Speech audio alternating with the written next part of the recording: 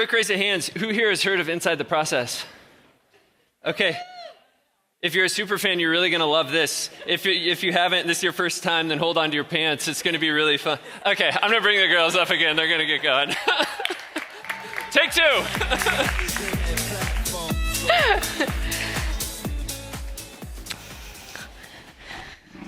All right. Hopefully everybody got a good post-lunch adrenaline rush on that one. I did for sure. But since this is a live recording of an actual episode of our podcast, I do have to do my whole spiel again. Are we good with that? Everybody good with that? Yeah. Okay, fantastic. Well, welcome to this very special live recording of Inside the Process, the podcast where we dig into all of your process secrets and best practices to help you continuously improve and level up the work you're doing. I'm Mallory, a 10-year systems and ops veteran turned marketer, and I'm here with Hayfa Aboukier. Welcome, Hayfa. Thank you. Thank you so much for having me. So we are huge fans of you here at Trainual, and we just did annual planning with you, and you are such a wealth of knowledge when it comes to annual planning, which is obviously why we brought you here today. But I actually think you have a beautiful story of purpose and resilience, and I just love who you are as a person, so I'm hoping you can start us off by sharing a little bit about that. Yeah, thank you. So hi, everybody. My name is Hayfa. I like to start my story with a little context at the beginning. So I grew up south side of Chicago. Both my parents are immigrant refugees. They came here during the Civil War in Lebanon in the 1970s.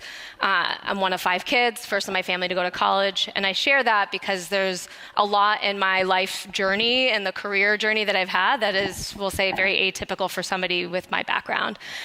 So post-graduation, I spent like the first chapter of my career in public service. So I did Teach for America.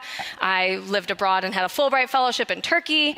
And then I spent some time in higher ed, public health, and sustainability. And in each of those areas, I recognized in myself that I have a very deep passion for impact, and the places that I was in the public sector just moved really slowly. And so that was my pivot point to be like, where can I go where I can solve really important problems quickly and at scale? And that was my shift into startups. So the majority of my career I've spent in high growth companies, from being the first employee all the way to Series E stages of growth. I've seen everything in between, right? Like the trials and tribulations of getting a business off the ground and the growing pains of a high-scale business. And a couple years ago, I went off on my own and structuring my own consulting, working on things that I personally really love, one of which is strategic planning, coaching, startup advising, and just over a year ago started full-time as an investor in early stage startups. So I get to kind of blend these worlds of the things that I still really, really love to do, and now I get to capitalize on this maximizing impact where I don't just have to go into one company and solve a problem, I get to work with a portfolio of those. So there's this thread that kind of carries my narrative, but I'm very, very fortunate to be where I am today, but a very nonlinear path. Well, thank you for sharing that. So annual planning isn't just setting lofty goals or throwing together a strategy. It's about creating a roadmap that actually drives growth, aligns your entire team, and keeps everyone focused on what truly matters. And you are incredible at this. And obviously, we've been fortunate to work with you here at Trainual, like I mentioned. What have you learned in your time with us? And I know you're going to say that we have a lot of visionaries and a lot of ideas, and we do a lot of things. There is a lot of vision. But obviously, you've seen us at our best and our worst, and you've kind of helped us to get to our best. So let's talk about that. Yeah, so I started working, I've had the pleasure of knowing some folks at Trainual for many, many years, well before working with the team. So 2 years ago, I jumped in and started working with the team on their strategic planning. And when we first started working together, the question was why aren't we growing as quickly as we want to be moving, and why are things flat, and things it feels like a struggle. And then we audited what their process looked like, and I love my Trainual people, but they had 5 objectives, 5 key results, a theme song per objective, and wondered why they not an exaggeration, love the energy of the songs, but they lacked focus. right? It's hard to move the needle on your business when you're trying to do a million things and nobody really knows what the big goal is and why we're doing what we're doing. They're attaching themselves to the song and not actually like the strategy. And the shift that has happened, that I think would be like a monumental shift if you look at like where we were 2 years ago versus, we just left annual planning last week, is an extreme radical focus.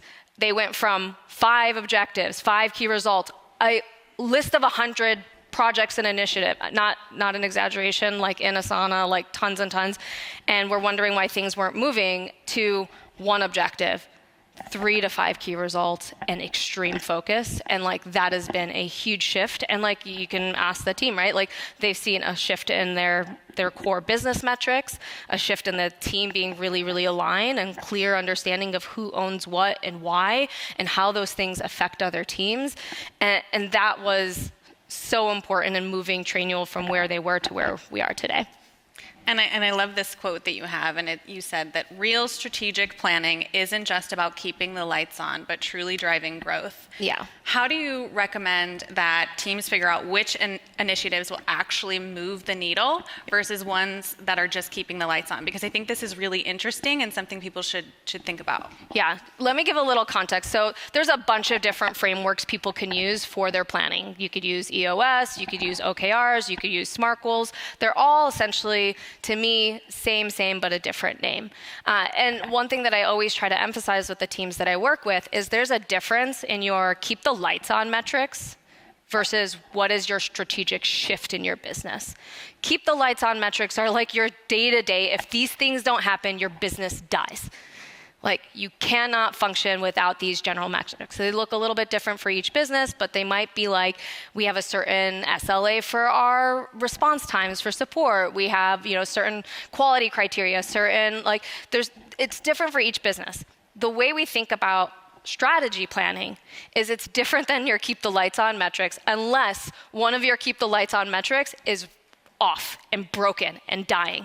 Then you can make that keep the lights on metric part of your strategic shift. So strategic planning should be something you're thinking about of how you move your business towards a different path than you currently are operating today.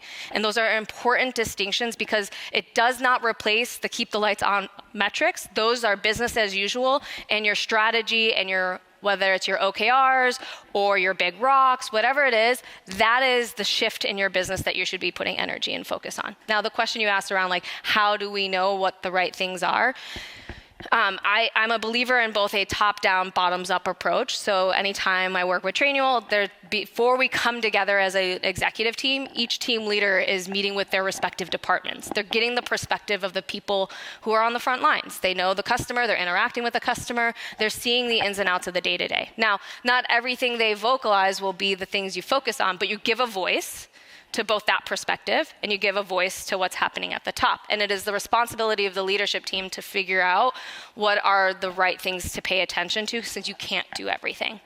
Now, when it comes to which initiatives and projects, the initiatives and projects that you do as a business should either be keep the lights on or tied to your strategic goals.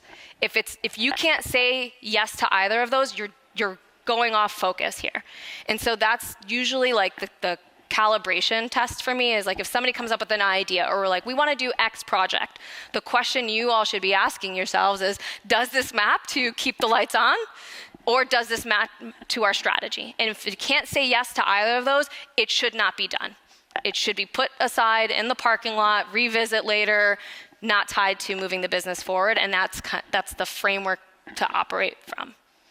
You talked a little bit about reeling us in, and I know you were mostly talking about Jonathan, but so many leaders deal with over-planning and under-delivering. It's one of the things I think I've always struggled with as somebody who likes to pride themselves on being a high performance, somebody who, executes.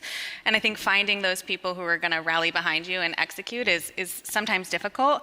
How do you think companies can strike the balance between big, lofty, ambitious goals and setting realistic expectations and actionable next steps that the executors can actually accomplish? Yeah, that's a good question. I'm a general believer that the most important thing is it starts with alignment at the executive level.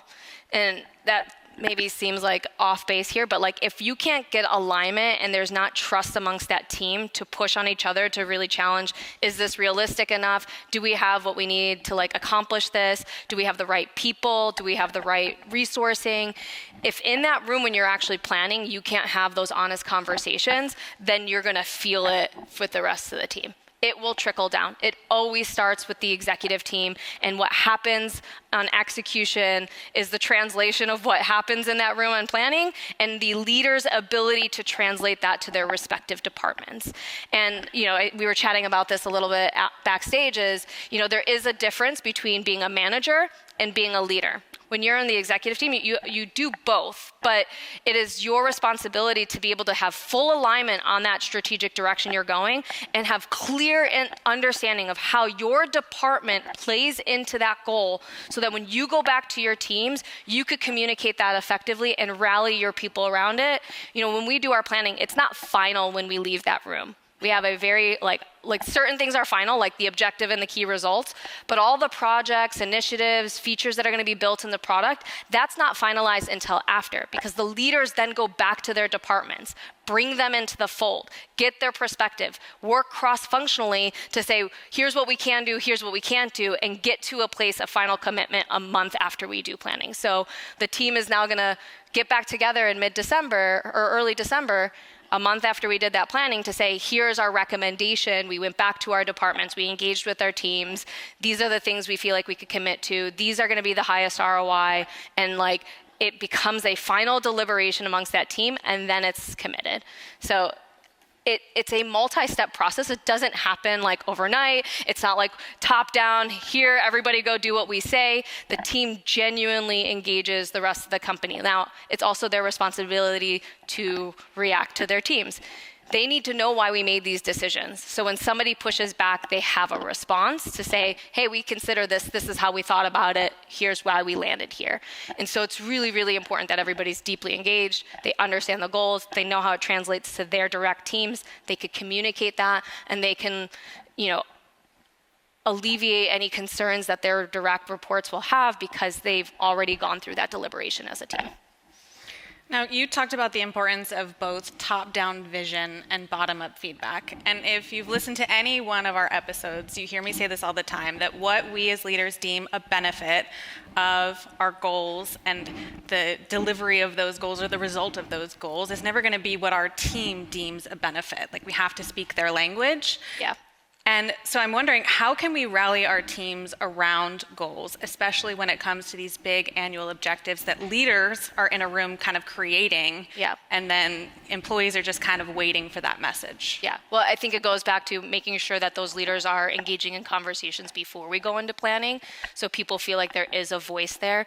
Sometimes we do a formal process where we have every department run retrospectives with each of their departments so that they're representing those voices for those pieces. I genuinely think it starts there, and creating a culture where people can go to the leader and say, let me raise the flag. Here are the things that I'm thinking about. I know you're going into planning. One thing I want you to consider is X, Y, and Z. Now, again, it's a push and pull. A leader can't do everything. We can't say yes to everything. But what's important is that those leaders know how to respond when they go back, and they can be proactive. Hey, you mentioned X, Y, Z. We talked about it. Here's where we landed. This is why we chose not to do this. Please keep bringing your ideas forward. So that's one piece of it. The other piece is when you come to the final decisions and you're trying to rally your team, your company around these goals, you have to make it relevant to the individual. And is anybody here familiar with Daniel Pink? He's a behavioral psychologist. Raise a hand. If not, highly recommend looking up. He's got a really great TED Talk on what motivates people. And it's purpose, autonomy, and mastery. But the first pillar of it is purpose. We as individuals need to know the thing that we are working on ties to something bigger than ourselves, that we're not just a cog in the machine. We need to know how my role, what I'm doing day to day, maps to that bigger company goal, that bigger company objective, and what role I can play in it. And it's the leader of that department's responsibility to bring that context and alignment for their respective department. If you don't do that, then you're missing the piece that person comes into work every day and they're like, well, what the hell am I doing here? What does it matter? Does it even connect to this bigger thing? You want to be proactive and get in front of that. Like, you want to go to your team when you're doing the kickoff, and afterwards when you go to your departments and you're going to say, like, here's what we're doing. Hey, customer support, this is how this ties to you. Hey, engineering, this is how this ties to you. Your part does X, Y, Z, and this is how we move this goal. Hey, product, hey, people ops, you have to do it for every department. And if you're unclear as to like how it maps there, then like that should be a really serious conversation. Like, if the things that your rest of your, like, every person in the company, if you can't map that to keep the lights on or that strategic goal, you've like failed your front, like your rest of your, like your company. So you gotta like, it starts at the beginning, but it is a, like, you say it until you're blue in the damn face. Like, I tell the team, I'm like, if you can't go up to somebody in your company at any point and ask them what the goals are, and they can't answer it, you have not said it enough. You have not pushed it enough. You have not opened every team meeting with it. Like, it sounds crazy, but people are people. They forget. They go off course. They get distracted. There's a new shiny object, new information, and and you have to bring them back to center. And that's both the executive team, department leaders, managers, all the way down to the front line. Now, we pride ourselves here on being a high-performing team. And things obviously move really fast at Trainual. It's one of the things I love about Trainual, and why I was one of those 7,000 applicants that you saw earlier. But we don't always stop to reflect before we jump into the next thing. It's like, okay, we're done, move on, and we don't always stop to learn from it. Where do you think companies often miss out on that retrospect and gathering feedback, and what kind of impact can that have on where they go next? Yeah, that's a good question. I think a lot of people have a hard time taking a moment to pause and look back and be like, okay, how'd that go? But I think it just takes practice to make it part of your company DNA. Like, anytime that, like, you don't want to retro every single thing you do that's become like over the top, but anything like big, you just kind of make it part. Like, you release a feature, you run a big conference, and you say, oh, how did it go? Like, you run the retrospective to say, like, how did this go, and engage your team in that. You also, by like building that into your DNA, you empower your people to say, hey, I think we should run a retro on this, because there's things that like I think we could have done differently, and I want to be able to have an open conversation so we don't find ourselves in Groundhog Day making the same mistake over and over and over again. Yeah, like, it is a very common thing, right? Like, we've all been there. Like, well, shit, like, we've seen this film before. Like, cool. Like, I don't want to be having the same conversation. And so you got to create a safe enough space for people to like raise their hand and say, hey, like, can we talk about X, Y, Z? Or I didn't like how ABC happened. Can we run a retro or have a discussion? Like, I want to learn from this and make it better. Now, to me, you have to take it from the lens of this doesn't slow you down. It's a moment of slow to speed you up. The faster you can learn and iterate on those things, the better. And so I actually think like good companies and good culture move even faster when they create the space, because they're not finding themselves in the endless loop of doing the same damn thing over and over again and wondering like, God, how did we get here again? Like, they're actioning it, and that enables that speed. One of my most memorable things when I first onboarded at Trainual was this exercise that Jonathan did. It was called Start, Stop, Continue. Mm-hmm. And I think it was so simple, but it just really stuck with me, and I love doing it with the team every year. Are there any little frameworks or tips like that people can jot down to just kind of know what they should continue doing, what they should stop doing, or what they need to start doing? Yeah, one, I think that's a beautiful, simple framework. If folks haven't heard of it or used it before, I'd highly encourage, that's one. If you're not familiar with a retrospective, it's a very similar framework. So generally in a retrospective, it is like, what went well, what didn't go well, and what do we need to do differently next time, or what do we need to do going forward? And that can encompass the things that went well as well as the changes you need to make, and have that documented like have that in a place somewhere, knowing if you're going to do something similar again, you can always reference back to that. And so the retro framework of what went well, what didn't go well, and where do we go from here, start, stop, continue. I think there's always even quick check-ins of with your team on pulse checks. I don't know if people have heard the rose, bud, thorn model. It's rose is things that are going really well. Thorn is not going so well, and bud is something that you're excited about, that you're looking forward to, and that kind of keeps a little bit of that essence, but is a faster one to do as a check-in when you're starting your team meeting. I love that. And as an investor, you've worked with a lot of different companies, and given the wide array of industries and folks that are here today, what's your best advice for making annual planning effective? Yeah. Best advice is start. A lot of companies don't actually plan, don't set goals, or they do it very like haphazardly, and then they like wonder why things aren't working or not moving and not moving the direction, or their team is not aligned. So just start. Pick a framework that aligns with you. Like I said, it's kind of all the same with a different name, like whatever one resonates with you the most. I personally love OKRs just because they're simple. OKRs stand for objectives and key result. Objective is that bigger, lofty goal. Your key results are your measurables, and then all your projects, initiatives, and something like et cetera are under each key result. And each key result has an owner. And like I think picking a framework and then knowing that you're not going to get it right the first time, but you have to get momentum. You have to start and iterate every quarter, run a retro. How did we do? What went well? What didn't go well? Okay, like the next quarter, you're better. I generally say when you're starting out, don't try to do full annual. Start with quarterly. You may have like higher level annual projections, but start with like quarterly goals. It just helps keep focus and then gets you faster iterations on how to improve. There's a book that's called Radical Focus. It's a short book that's written like a fable.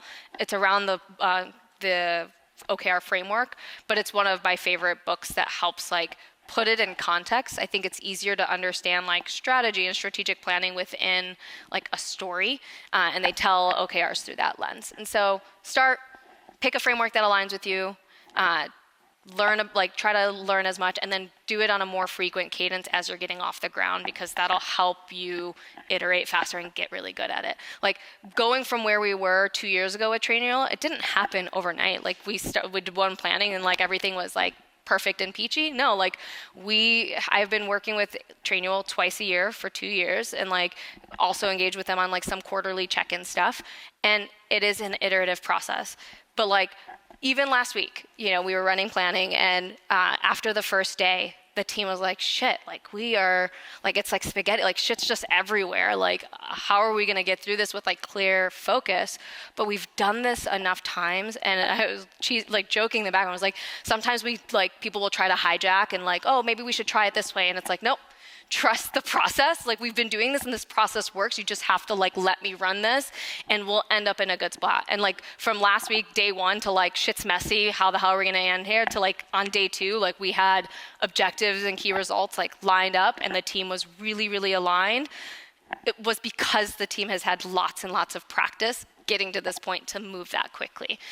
If we were just starting out 2 years ago, that would have been a little bit messier. We probably would have been at day 3 being like, fuck, like, are we going to get there? And like final minutes, we're like, all right, we got this finalized. But, it takes time. So like be patient, do something, start somewhere, and pick a system that you think that you personally like, because you as the leaders in this room, you're going to be having to like carry the momentum and rally your team around it. So you have to believe in the methodology that you're rolling out. And if you're a CEO or executive, your whole executive team needs to be bought into that framework.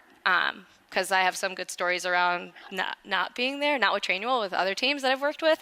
It's like, ooh, juicy. Yeah, no, not Trainual, thankfully. Although I will say, and I give Jonathan shit for this, is he was very skeptical of OKRs when we first started. Like I did a listening tour with the whole team before coming to meet in person, and he's like, I don't know how this is going to work. Like we've already been doing OKRs. And I was like, no, you haven't.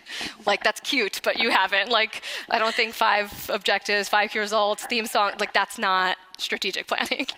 So, and he's on board now. But it took, we got like after that first session, we got him there. But it's important. That team needs to believe in the process. Well, speaking of that story again, and not getting it right the first time, you also shared that, people just aren't going to get it right the first time. Yeah. Any pitfalls that we can avoid? Don't try to do too much. Like I will say this time and time again. Start with one objective, 3 key results max. That's your starting point. If you're doing more than that, you're setting yourself up for failure. Like the people that do it poorly or like be like, oh, this doesn't work, is they try to do too much and they lack focus, they lack momentum. It's really demoralizing for the team. I mean, when I came in like 2 years ago, for like folks at Trainual, like people were down. They're like, it's hard to not have wins. Like people need that as like a motivator. They want to feel like the work that they're doing is moving towards something. And when that thing is just feels like a moving target and you can't reach it, it feels really horrible. And so you're less likely to have that if you can stay relentlessly focused on the thing that you're doing and stick to it. And if for some reason in that quarter you get new information that challenges what you set out to have as your goals, create the culture where you can challenge it and revisit it. And if you have to change it, you're changing it because there's specific information and you communicate that to your team. But focus. That is like the key. But it sounds simple, but it's really freaking hard because people want to you all are entrepreneurs, you're a leader, you want to do a lot of things, you just can't. I love it.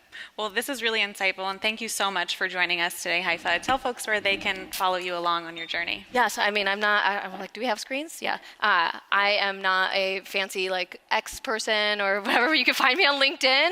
I don't think there's a lot of Hayfa Aboukiers out there, so find me there. You can email me. And my website, I just have the company, the firm that I work at, Range Ventures, out of Colorado. So awesome. Yeah. Thank you. Well, as always, document your processes and be a good human until next time. That's all for us today. Yeah, thank you. All right.